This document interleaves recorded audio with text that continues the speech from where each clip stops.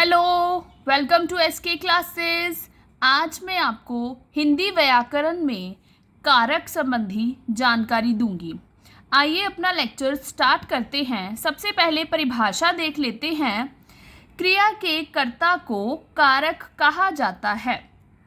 जिन शब्दों का क्रिया के साथ प्रत्यक्ष या अप्रत्यक्ष संबंध होता है उन्हें कारक कहा जाता है।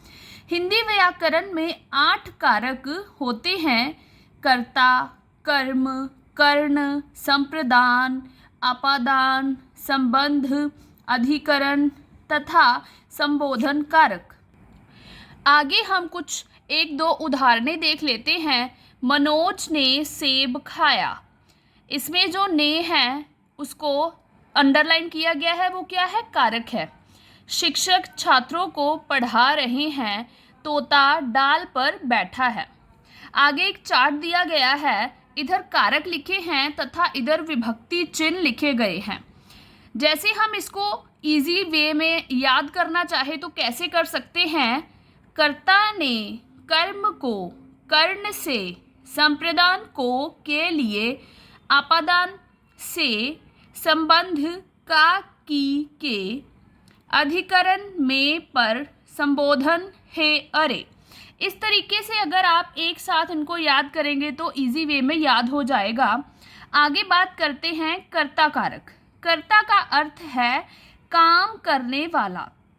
संज्ञा अथवा सर्वनाम के जिस रूप से क्रिया करने वाले का बोध हो उसे कर्ता कारक कहा जाता है। कर्म कारक दूसरे नंबर पर है। संज्ञा या सर्वनाम द्वारा दी गई क्रिया का फल जिस पर पड़ता है उसे कर्म कारक कहते हैं। आगे बात करते हैं करण कारक।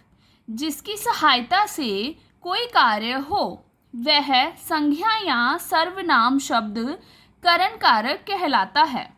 चौथे नंबर पर है संप्रदान कारक। संप्रदान का शाब्दिक अर्थ है देना, जिसके द्वारा कोई कार्य या क्रिया की जाए। आगे 5वें नंबर पर बात करते हैं अपादान कारक की। संज्ञा या सर्वनाम के जिस रूप से अलग होने का भाव प्रकट हो। 6वें नंबर पर बात करते हैं संबंध कारक की। संज्ञा के जिस रूप से किसी वस्तु का दूसरी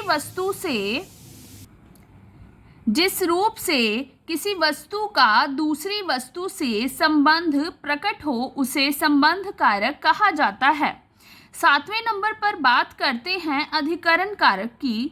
संज्ञा या सर्वनाम के जिस रूप से क्रिया के आधार या उसके होने के स्थान का बोध होता है। अंत में बात करते हैं संबोधन कारक की।